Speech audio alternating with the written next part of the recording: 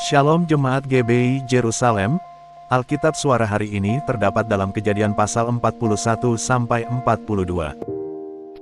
Kejadian pasal 41. Setelah lewat 2 tahun lamanya, bermimpilah Firaun bahwa ia berdiri di tepi sungai Nil. Tampaklah dari sungai Nil itu keluar 7 ekor lembu yang indah bangunnya dan gemuk badannya, lalu memakan rumput yang di tepi sungai itu. Kemudian tampaklah juga 7 ekor lembu yang lain yang keluar dari dalam sungai Nil itu, buruk bangunnya dan kurus badannya, lalu berdiri di samping lembu-lembu yang tadi di tepi sungai itu. Lembu-lembu yang buruk bangunnya dan kurus badannya itu memakan ke-7 ekor lembu yang indah bangunnya dan gemuk itu. Lalu terjagalah Firaun. Setelah itu tertidur pulalah ia dan bermimpi kedua kalinya. Tampak timbul dari satu tangkai 7 bulir gandum yang bernas dan baik, tetapi kemudian tampaklah juga tumbuh 7 bulir gandum yang kurus dan layu oleh angin timur. Bulir yang kurus itu menelan ke-7 bulir yang bernas dan berisi tadi. Lalu terjagalah Firaun. Agaknya ia bermimpi. Pada waktu pagi, gelisahlah hatinya. Lalu disuruhnyalah memanggil semua ahli dan semua orang berilmu di Mesir. Firaun menceritakan mimpinya kepada mereka, tetapi seorang pun tidak ada yang dapat mengartikannya kepadanya. Lalu berkatalah kepala juru minuman kepada Firaun, "Hari ini aku merasa perlu menyebutkan kesalahanku yang dahulu. Waktu itu tuanku Firaun murka kepada pegawai-pegawainya dan menahan aku dalam rumah pengawal istana beserta dengan kepala juru roti. Pada suatu malam juga kami bermimpi. Aku dan kepala juru roti itu masing-masing mempunyai mimpi dengan artinya sendiri. Bersama-sama dengan kami ada di sana seorang muda Ibrani, hamba kepala pengawal istana itu. Kami menceritakan mimpi kami kepadanya, lalu diartikannya kepada kami mimpi kami masing-masing. Dan seperti yang diartikannya itu kepada kami, demikianlah pula terjadi. Aku dikembalikan ke dalam pangkatku, dan kepala juru roti itu digantung." Kemudian Firaun menyuruh memanggil Yusuf. Segeralah ia dikeluarkan dari tutupan. Ia bercukur dan berganti pakaian, lalu pergi menghadap Firaun. Berkatalah Firaun kepada Yusuf, "Aku telah bermimpi, dan seorang pun tidak ada yang dapat mengartikannya. Tetapi telah kudengar tentang engkau. Hanya dengan mendengar mimpi saja engkau dapat mengartikannya." Yusuf menyahut Firaun, "Bukan sekali-kali aku, melainkan Allah juga yang akan memberitakan kesejahteraan kepada tuanku Firaun." Lalu berkatalah Firaun kepada Yusuf, "Dalam mimpiku itu, aku berdiri di tepi sungai Nil. Lalu tampaklah dari sungai Nil itu keluar 7 ekor lembu yang gemuk badannya dan indah bentuknya, dan makan rumput yang di tepi sungai itu. Tetapi kemudian tampaklah juga keluar 7 ekor lembu yang lain, kulit pemalut tulang, sangat buruk bangunnya, dan kurus badannya. Tidak pernah kulihat yang seburuk itu di seluruh tanah Mesir. Lembu yang kurus dan buruk itu memakan ketujuh ekor lembu gemuk yang mula-mula. Lembu-lembu ini masuk ke dalam perutnya, tetapi walaupun telah masuk ke dalam perutnya, tidaklah kelihatan sedikit pun tandanya. Bangunnya tetap sama buruknya seperti semula. Lalu terjagalah aku. Selanjutnya dalam mimpiku itu kulihat timbul dari satu tangkai 7 bulir gandum yang berisi dan baik. Tetapi kemudian tampaklah juga tumbuh 7 bulir yang kering, kurus dan layu oleh angin timur. Bulir yang kurus itu memakan ke-7 bulir yang baik tadi. Telah kuceritakan hal ini kepada semua ahli, tetapi seorang pun tidak ada yang dapat menerangkannya kepadaku. Lalu kata Yusuf kepada Firaun, kedua mimpi tuanku Firaun itu sama. Allah telah memberitahukan kepada tuanku Firaun apa yang hendak dilakukannya. Ke-7 ekor lembu yang baik itu ialah 7 tahun, dan ke-7 bulir gandum yang baik itu ialah 7 tahun juga. Kedua mimpi itu sama. Ke-7 ekor lembu yang kurus dan buruk yang keluar kemudian, maksudnya 7 tahun, demikian pula ke-7 bulir gandum yang hampa dan layu oleh angin timur itu, maksudnya akan ada 7 tahun kelaparan. Inilah maksud perkataanku ketika aku berkata kepada tuanku Firaun.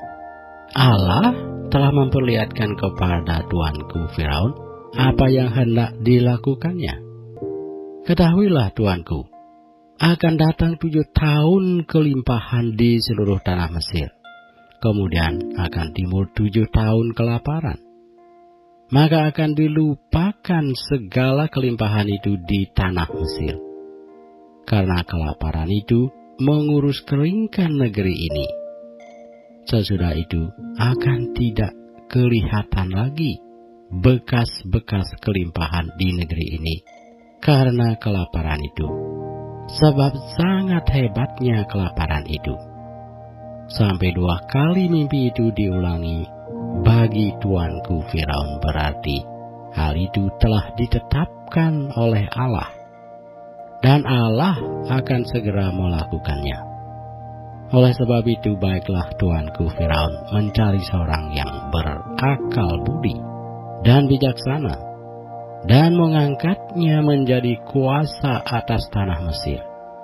Baiklah juga tuanku Firaun berbuat begini, yakni menempatkan penilik-penilik atas negeri ini, dan dalam ke-7 tahun kelimpahan itu memungut 1/5 dari hasil tanah Mesir. Mereka harus mengumpulkan segala bahan makanan dalam tahun-tahun baik yang akan datang ini, dan di bawah kuasa tuanku Firaun menimbun gandum di kota-kota sebagai bahan makanan serta menyimpannya. Demikianlah segala bahan makanan itu menjadi persediaan untuk negeri ini dalam ke-7 tahun kelaparan yang akan terjadi di tanah Mesir, supaya negeri ini jangan binasa karena kelaparan itu. Usul itu dipandang baik oleh Firaun dan oleh semua pegawainya. Lalu berkatalah Firaun kepada para pegawainya, mungkinkah kita mendapat orang seperti ini, seorang yang penuh dengan roh Allah? Kata Firaun kepada Yusuf, oleh karena Allah telah memberitahukan semuanya ini kepadamu, tidaklah ada orang yang demikian berakal budi dan bijaksana seperti engkau. Engkaulah menjadi kuasa atas istanaku, dan kepada perintahmu seluruh rakyatku akan taat. Hanya tahta inilah kelebihanku daripadamu. Selanjutnya Firaun berkata kepada Yusuf, dengan ini aku melantik engkau menjadi kuasa atas seluruh tanah Mesir. Sesudah itu Firaun menanggalkan cincin meterainya dari jarinya dan mengenakannya pada jari Yusuf, dipakai Kanyalah kepada Yusuf pakaian daripada kain halus, dan digantungkannya kalung emas pada lehernya. Lalu Firaun menyuruh menaikkan Yusuf dalam keretanya yang kedua, dan berserulah orang di hadapan Yusuf, "Hormat!" Demikianlah Yusuf dilantik oleh Firaun menjadi kuasa atas seluruh tanah Mesir. Berkatalah Firaun kepada Yusuf, "Akulah Firaun, tetapi dengan tidak setahumu, seorang pun tidak boleh bergerak di seluruh tanah Mesir." Lalu Firaun menamai Yusuf Safnat Pa'aneah, serta memberikan Asnat, anak Potifera, imam Dion, kepadanya menjadi istrinya. Demikianlah Yusuf muncul sebagai kuasa atas seluruh tanah Mesir. Yusuf berumur 30 tahun ketika ia menghadap Firaun, raja Mesir itu. Maka pergilah Yusuf dari depan Firaun, lalu dikelilinginya seluruh tanah Mesir. Tanah itu mengeluarkan hasil bertumpuk-tumpuk dalam ke-7 tahun kelimpahan itu. Maka Yusuf mengumpulkan segala bahan makanan ke-7 tahun kelimpahan yang ada di tanah Mesir, lalu disimpannya di kota-kota. Hasil daerah sekitar tiap-tiap kota disimpan di dalam kota itu. Demikianlah Yusuf menimbun gandum seperti pasir di laut, sangat banyak, sehingga orang berhenti menghitungnya, karena memang tidak terhitung. Sebelum datang tahun kelaparan itu, lahirlah bagi Yusuf 2 orang anak laki-laki, yang dilahirkan oleh Asnat, anak Potifera, imam Dion. Yusuf memberi nama Manasye kepada anak sulungnya itu, sebab katanya, "Allah telah membuat aku lupa sama sekali kepada kesukaranku dan kepada rumah Bapakku." Dan kepada anaknya yang kedua diberinya nama Efraim, sebab katanya, "Allah membuat aku mendapat anak dalam negeri kesengsaraanku." Setelah lewat ke-7 tahun kelimpahan yang ada di tanah Mesir itu, mulailah datang 7 tahun kelaparan, seperti yang telah dikatakan Yusuf. Dalam segala negeri ada kelaparan, tetapi di seluruh negeri Mesir ada roti. Ketika seluruh negeri Mesir menderita kelaparan, dan rakyat berteriak meminta roti kepada Firaun, berkatalah Firaun kepada semua orang Mesir, "Pergilah kepada Yusuf, perbuatlah apa yang akan dikatakannya kepadamu." Kelaparan itu merajalela di seluruh bumi. Maka Yusuf membuka segala lumbung dan menjual gandum kepada orang Mesir, sebab makin hebat kelaparan itu di tanah Mesir.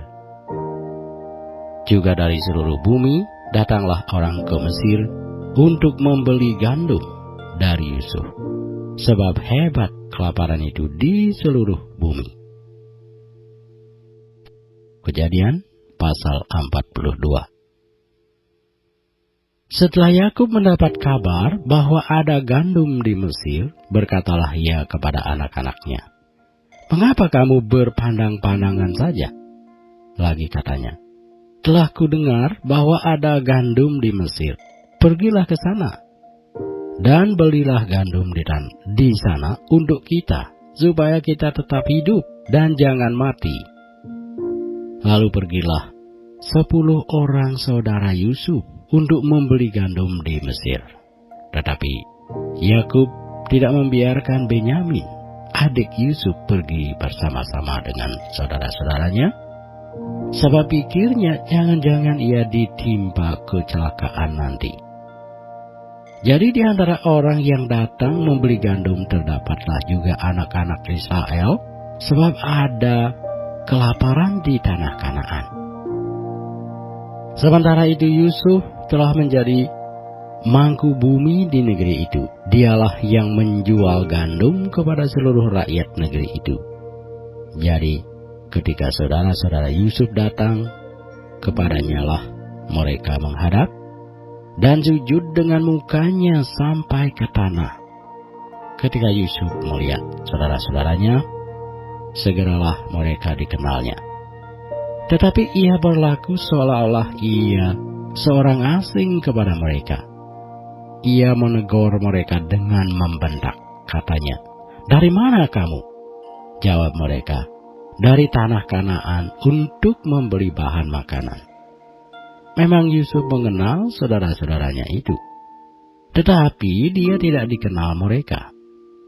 Lalu teringatlah Yusuf akan mimpi-mimpinya tentang mereka. Berkatalah ia kepada mereka, "Kamu ini pengintai.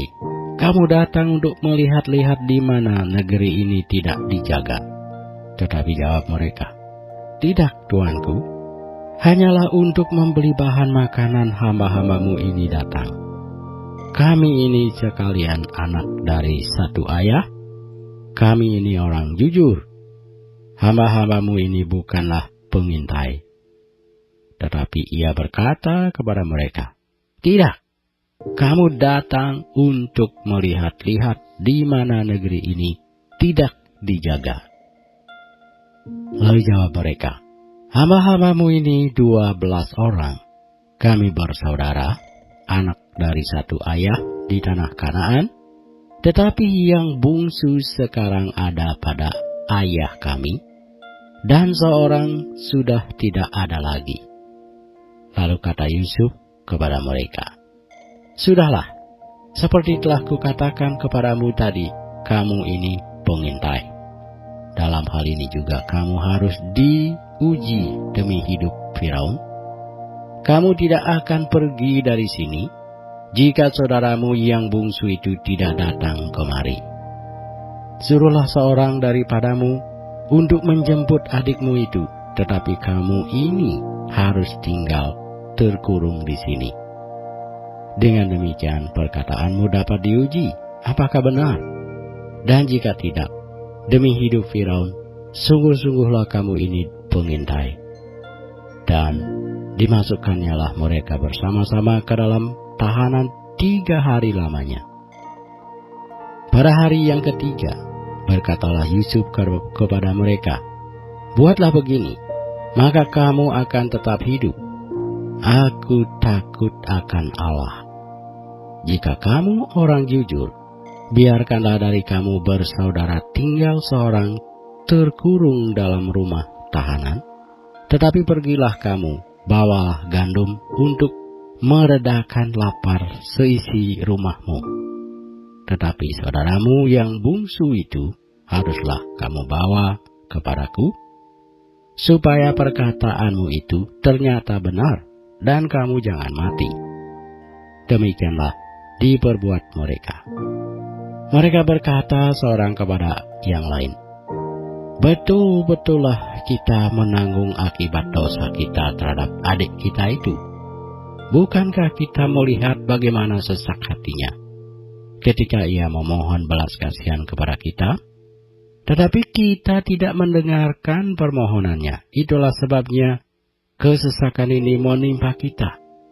Lalu Ruben menjawab mereka, "Bukankah dahulu kukatakan kepadamu, janganlah kamu berbuat dosa terhadap anak itu?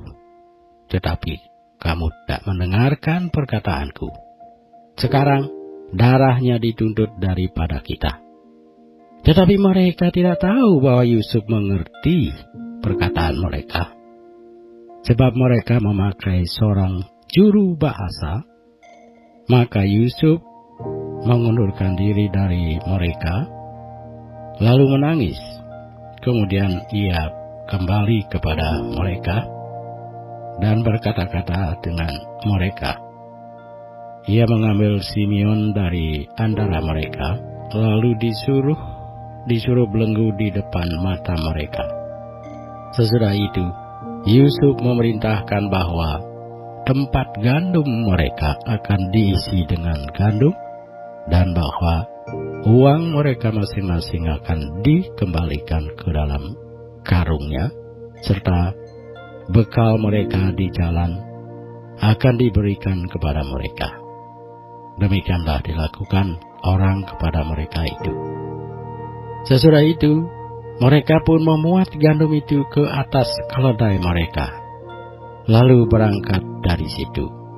Ketika seorang membuka karungnya untuk memberi makan keledainya di tempat bermalam, dilihatnya lah uangnya ada di dalam mulut karungnya. Katanya kepada saudara-saudaranya, "Uangku dikembalikan, lihat ada dalam karungku." Lalu hati mereka menjadi tawar, dan mereka berpandang-pandangan dengan gemetar, serta berkata, "Apakah juga yang diperbuat Allah terhadap kita?" Ketika mereka sampai kepada Yakub, ayah mereka di tanah Kanaan, mereka menceritakan segala sesuatu yang dialaminya. Katanya, orang itu, yakni yang menjadi tuan atas negeri itu, telah menegur kami dengan membentak dan memperlakukan kami sebagai pengintai negeri itu. Tetapi kata kami kepadanya, "Kami orang jujur, kami bukan pengintai. Kami 12 orang bersaudara, anak-anak ayah kami. Seorang sudah tidak ada lagi, dan yang bungsu ada sekarang pada ayah kami di tanah Kanaan." Lalu kata orang itu, yakni yang menjadi tuan atas negeri itu, kepada kami, "Dari hal ini aku akan tahu apakah kamu orang jujur. Dari kamu bersaudara, haruslah kamu tinggalkan seorang padaku. Kemudian bawalah gandum untuk meredakan lapar seisi rumahmu, dan pergilah. Lalu bawalah kepadaku saudaramu yang bungsu itu, maka aku akan tahu bahwa kamu bukan pengintai, tetapi orang jujur, dan aku akan mengembalikan saudaramu itu kepadamu, dan bolehlah kamu menjalani negeri ini dengan bebas."